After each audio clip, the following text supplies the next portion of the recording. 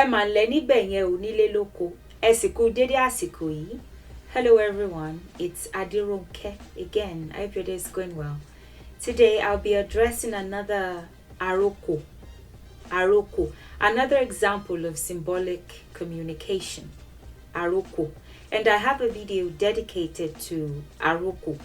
I broke the word down and explained what each part means and the significance of the Aroko. The significance of having a very developed non-verbal communication system. As a matter of fact, we're not using the the non-verbal aspects of our language as much anymore for obvious reasons. I suppose the world has changed. But, well, I mean, we still are. People still are. That's, with the use of emojis. And if you think about technology and Aroko, with the emoji thing, for example, you can find Aroko still. But just like the traditional symbols and signs, we don't use as much anymore. But it's okay. It's not the worst thing in the world. Or maybe it's not okay, just in case we forget. Maybe it's okay.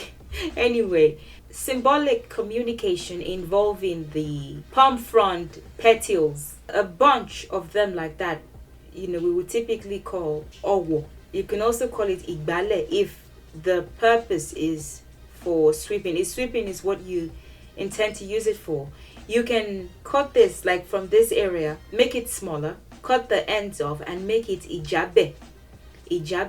And if you know what jute leaves are, moloke leaves, we would typically use the ijabe to, after boiling the leaves and making them soft, we would like mash the leaves to make it into like a puree form. We would beat the leaves like that to to change the form, to make it easy for consumption, for swallowing mussels with. I'm pretty sure many people already know what I'm talking about. For ewedu, it has many purposes in the household and spiritually speaking, and it's just very, very significant. And its spiritual uses are rooted in the fact that it is from the palm tree.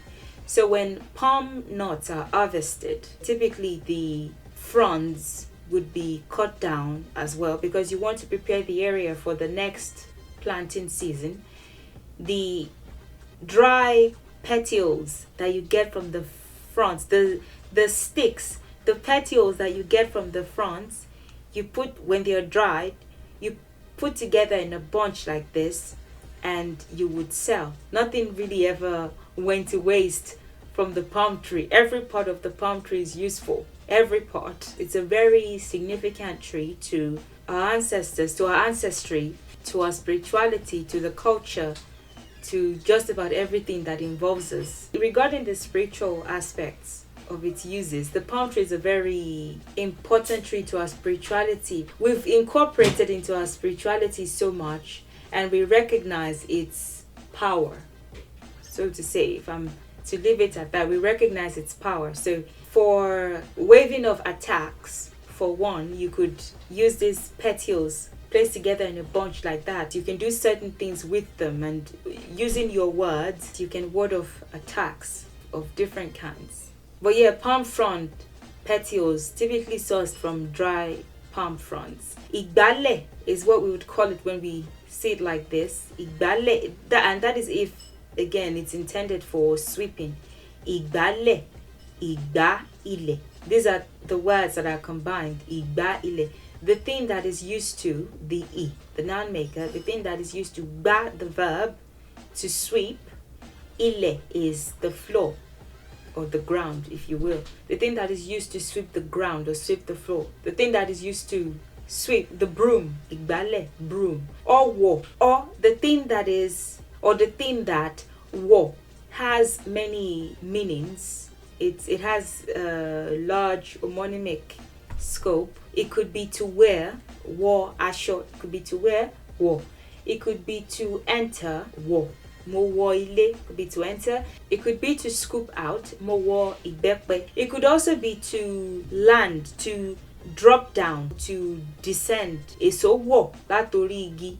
The fruits drop down from the tree. Or wo. When the palm fruits are harvested, the fronds are typically like cut down. You bring them down and then you can use them for whatever you intend to use them for. They don't go to waste. There's always something to use every part of the palm tree for.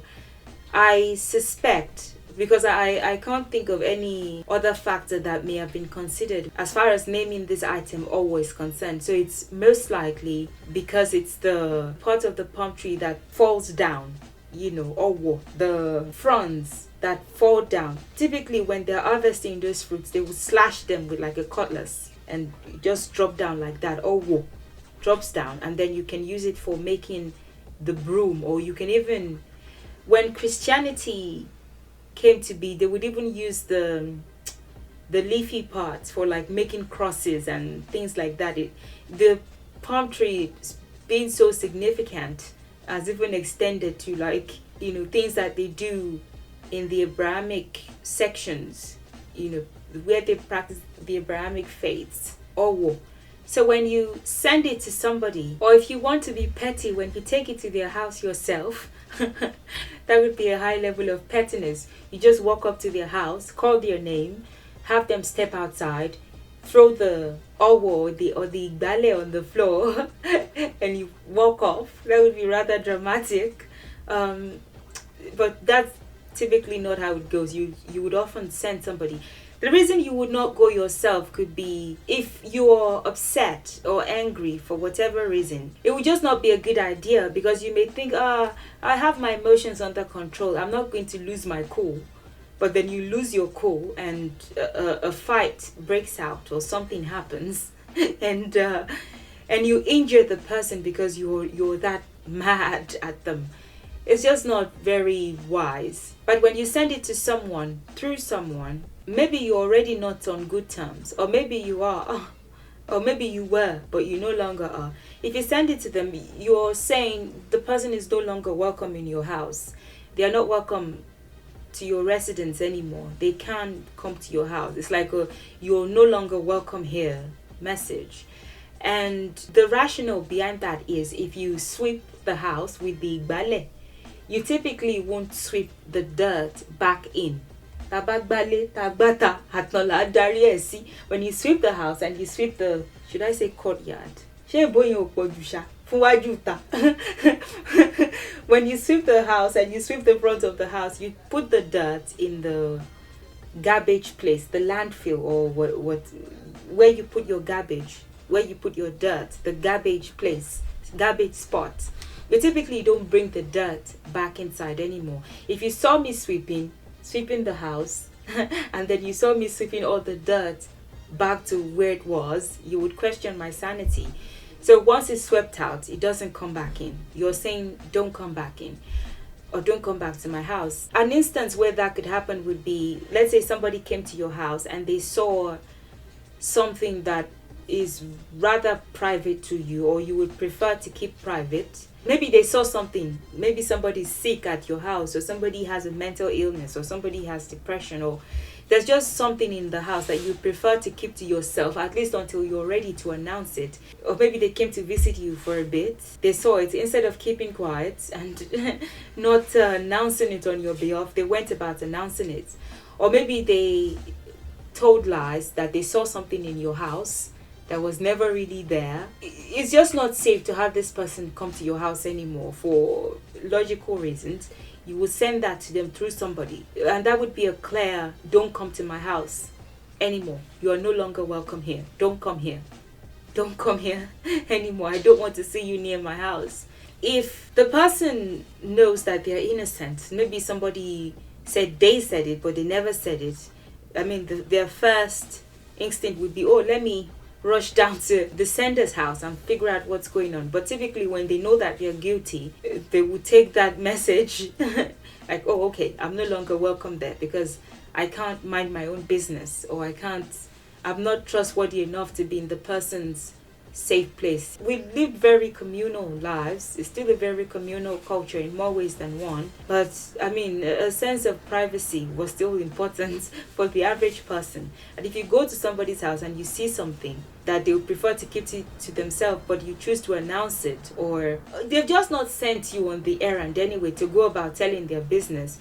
If they send that to you, then you have to take it in good faith, then you've overstepped your boundary. You're no longer welcome at their place. So it could be that, or it could be if this is somebody that you're already not on good terms with, the sender is already not on good terms with, and they are aware that the person is the recipient is actively trying to attack them in many ways to counter their goals in many ways, then it would be like a "you can't hinder me even if you try" message. I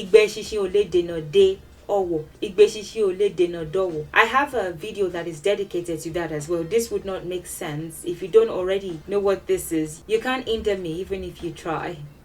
You can't hinder me. You can't stop me. You can try, but you can't win.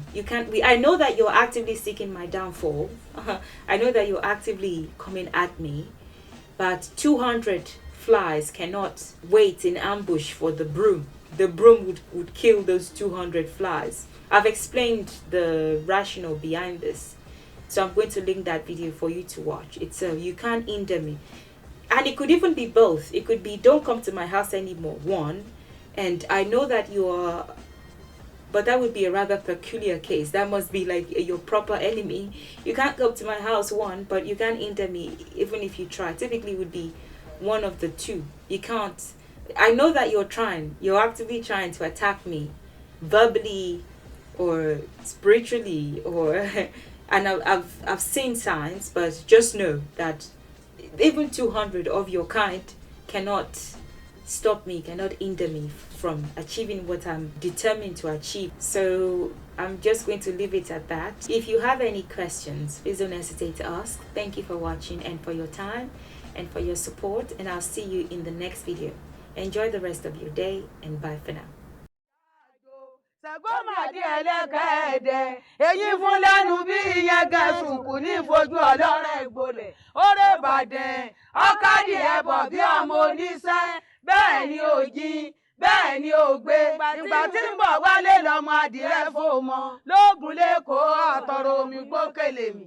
alágbàlẹ̀ ìyàwó etí rẹ̀ làwọn rè é egbò aráàlú làwọn bá jà kò sára.